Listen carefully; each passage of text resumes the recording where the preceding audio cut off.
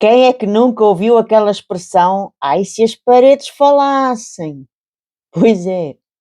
E agora eu pergunto: "Ai, se o nosso crochê falasse"? Eu hoje venho aqui com um tema muito emocional que me diz muito neste momento, tanto que até venho aqui com as minhas alfazemas, que é uma coisa que não sei, ou são as cores, ou parece que a alfazema me traz o cheirinho, me acalma. Hoje é um vídeo em que eu venho com tudo.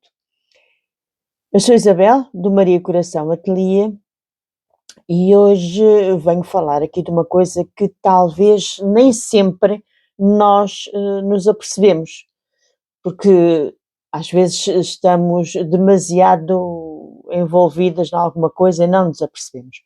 A forma como o nosso emocional, o nosso psicológico aparece no nosso crochê. É caso para dizer: "Ai, se o nosso crochê falasse". Quem faz crochê, pode ser de forma profissional, pode ser muitas horas, poucas horas, mas tirando aquela fase inicial da paixão e do aprender e tudo mais, começamos a reparar que nem todos os dias são iguais. Há dias em que pegamos na agulha, ui, ela até parece que voa. O ponto sai certo, as contagens batem, o trabalho cresce quase sem esforço.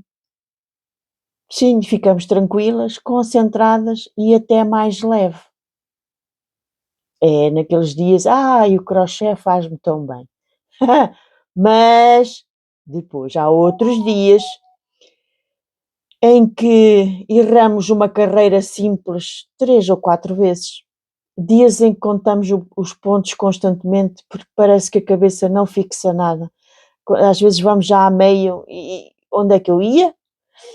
Dias em que o fio embaraça mais, acontece-me muita vez, a paciência desaparece rapidamente, porque depois parece que não há duas sem três, não é? Acontece uma coisita, uma pessoa engana-se, depois é o fio que embaraça e depois é a agulha que apanha só metade da linha.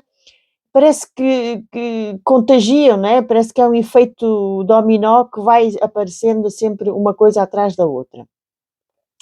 E nós, pensamos logo: "Estou distraída, hoje estou sem cabeça, já nem sei o que é que estou a fazer". Mas será mesmo falta de capacidade? Não, óbvio que não. Ou será o que o crochê acaba por mostrar muito daquilo que nós estamos a viver por dentro? Isto não tem nada de esotérico, como é óbvio, eu não gosto desses assuntos aqui, mas acredito muito sinceramente em energias, em coisas que se refletem, que vêm de dentro para fora. E eu sinceramente acredito que o crochê mostra muito de nós. Mostra quando andamos cansadas, quando temos preocupações acumuladas, quando dormimos mal, quando a cabeça não para um segundo. E quem está desse lado sabe provavelmente o que eu estou a falar. Nem todos podemos manifestar da mesma forma. Eu estou a falar por mim e penso que desse lado, no meio de tanta senhora, tanta menina, haverá alguém que passa pelo mesmo. É natural que haja quem não passe, que tenha já a mão tão calejada que.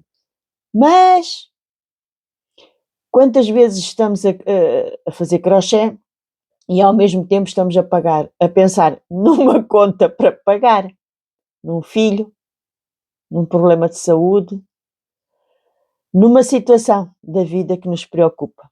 O corpo está ali sentado com o crochê nas mãos, mas a cabeça está noutro lugar completamente diferente.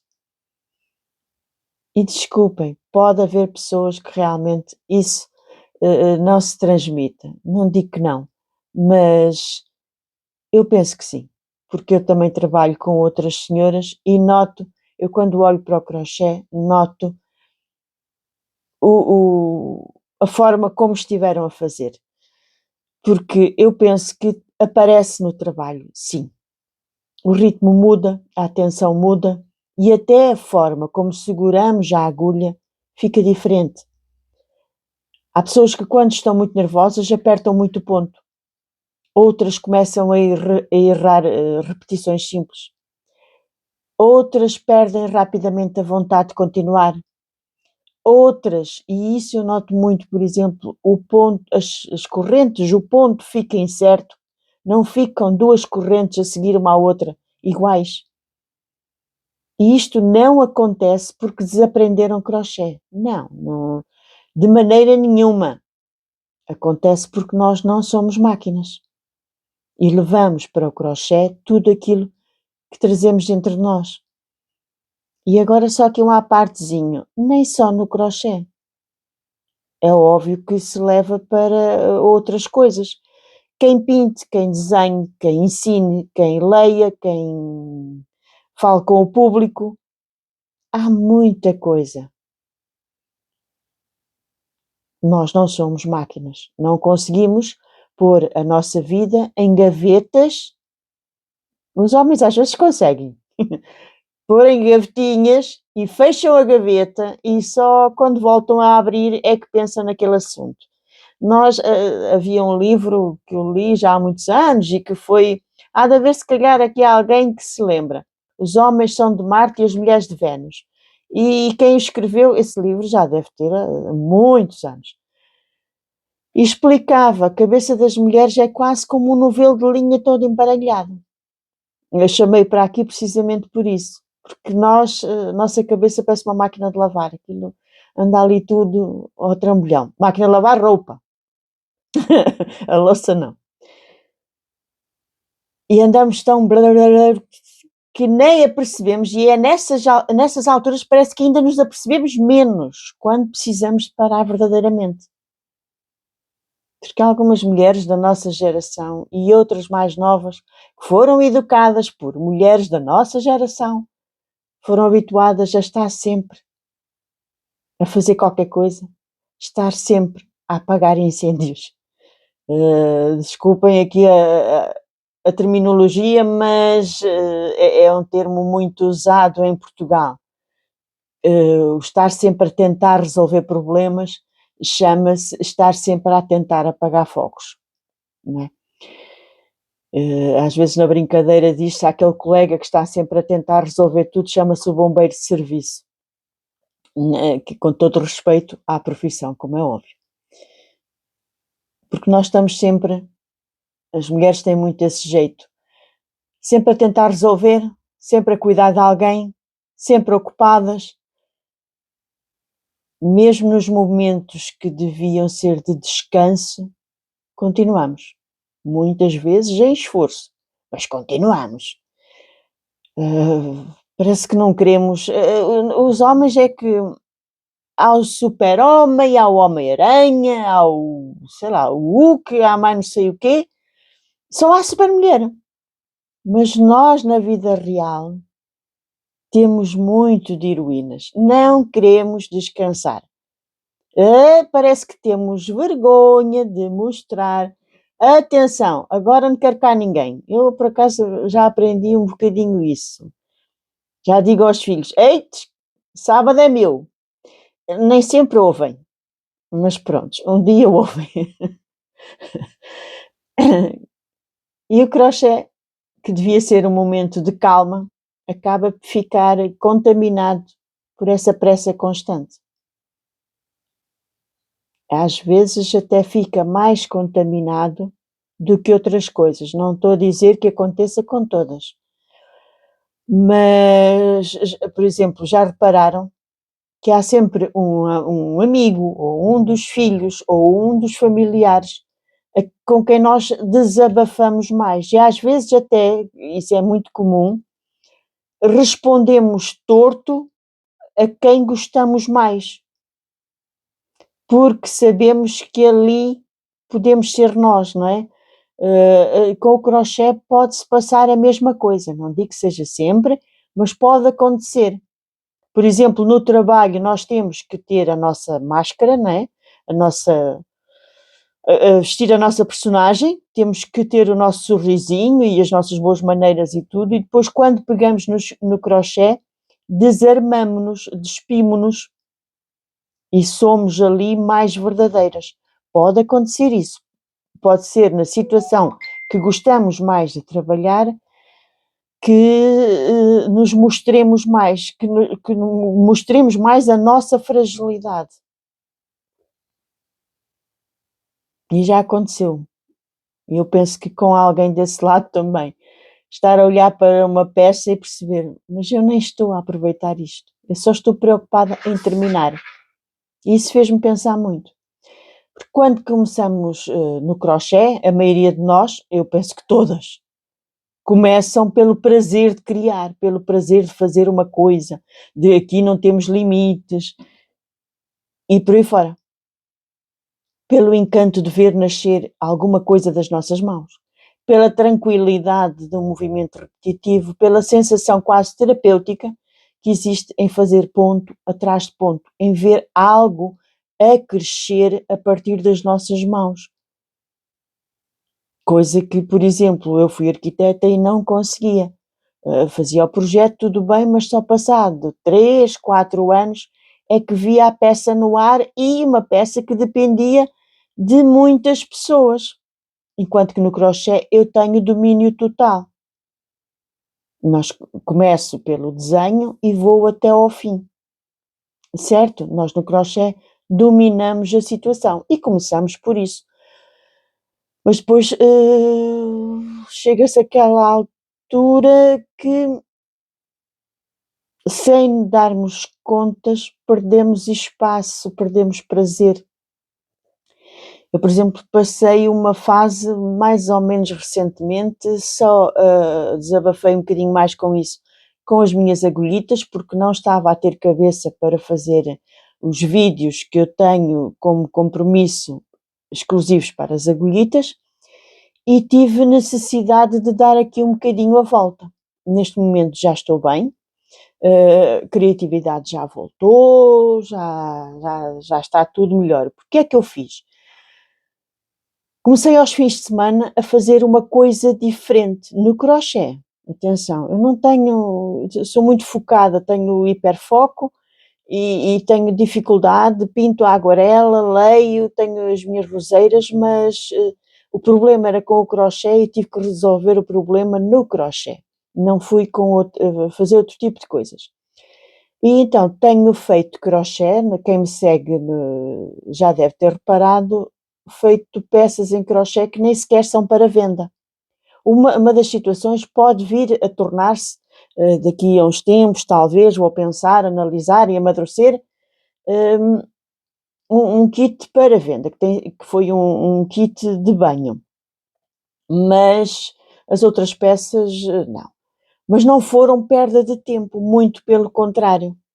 Foram momentos que eu me permiti experimentar sem pressão, criar sem obrigação, treinar a criatividade, estimular o cérebro e desenvolver outras capacidades dentro do crochê. Estou-me a lembrar quando me pus a fazer coisinhas para clipes, aqueles clipes, uns clipes do escritório, e eu até fui buscar uns clipes um bocadinho grandes. Eu vi-me inquietada porque são coisas muito pequeninas. Há aqui um jeito de mãos que eu tive que desenvolver. Porque fazer sempre o mesmo também nos limita. E acredito que o cérebro precisa destes pequenos desafios criativos para continuar ativo, curioso e inspirado. E foi precisamente daí que nasceram algumas peças, que já tenho passo a passo para as agulhitas, como um caça-vento, os clipes, o kit de banho, a bandana. Lembram-se de eu ter... começou com a bandana em crochê, para uma neta que eu tenho de 12 anos, uma neta emprestada. E depois fui para peças pequenininhas, marcadores de livros, ímãs e até um caça-vento cheio de cor que fiz há pouco tempo. São trabalhos diferentes daquilo que faço normalmente, mais leves, mais livres, mais espontâneos e, curiosamente, foram esses trabalhos que me devolveram não diria o entusiasmo, que o entusiasmo não passa, não diria a criatividade, que a criatividade está muito treinada, mas as coisas às vezes até saem nem eu sei como. Um dia destes saiu uma brincadeira das adivinhas, que eu acho que nunca houve ninguém de páginas de crochê que se lembrassem de pôr uma adivinha, e teve uma adesão incrível. A primeira nem tanto, que era muito complicada, mas a segunda, que até tinha a resposta na fotografia, as pessoas resolveram responder na mesma. Foi muito engraçado. Se a criatividade está cá, o entusiasmo também, obrigaram-me foi a olhar para o crochê de outra maneira. Testar combinações, sair da rotina, usar cores diferentes e pensar fora do habitual. Aquele caça-vento. Bem, eu um dia destes eu vou libertar o vídeo da esponja de banho. Aquilo foi um filme. Foi mesmo muito engraçado. E fez muito bem. Não apenas às mãos, que tiveram que dar ao dedo, mas principalmente à mente.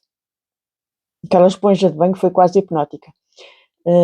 Sobretudo numa fase de vida em que eu estava, pronto, às vezes há coisas familiares que também não correm bem, e por incrível que pareça, ir a uma consulta de neurologia com a minha mãe, a médica sem querer tocou aqui num toquezinho. Não podemos andar em piloto automático, temos que criar algo novo, nem que seja uma peça pequenita, porque enfim, eu vivo disto, também não posso pôr a fazer grandes invenções. Não vou agora virar nenhuma Joana Vasconcelos, foram coisas pequenitas. Joana Vasconcelos, para quem não sabe, uma das maiores escultoras portuguesas, há quem diga que ela é demasiado comercial, mas o que é certo é que tem levado o nome de Portugal, a escultura de Portugal, e ela trabalha muito em crochê. Toda a gente já passou pelo sapato, salto alto enorme, feito com tampas de tacho, pelo candelabro, o lustre feito em tampões, pronto, é por aí. Já são peças antigas, mas por isso mesmo alguém já deve ter visto. E criar algo novo, como eu estava a dizer, dá-nos a sensação de presença, novidade, de alegria, de capacidade. E isso, pronto, a mim foi a virada de chave, foi o cair a ficha, foi qualquer coisa do género que agora se diz muito. Eu estou aqui de volta dos meus is da Isabel. Já deu para. Vai dar para mudar de linha, eu já mudei de linha. Estou aqui a fazer uma experiência, também sair um bocadinho fora da caixa. São os is que eu já fiz muita vez, mas estou a ir da cor mais clara para a mais escura, o que não é normal, e estou a misturar cores que também não são muito normais para a sala. Mas, entretanto, deixo-vos aqui o convite. Observem o vosso crochê. Não a técnica, não o resultado, mas observem como vocês se sentem quando estão a fazer crochê.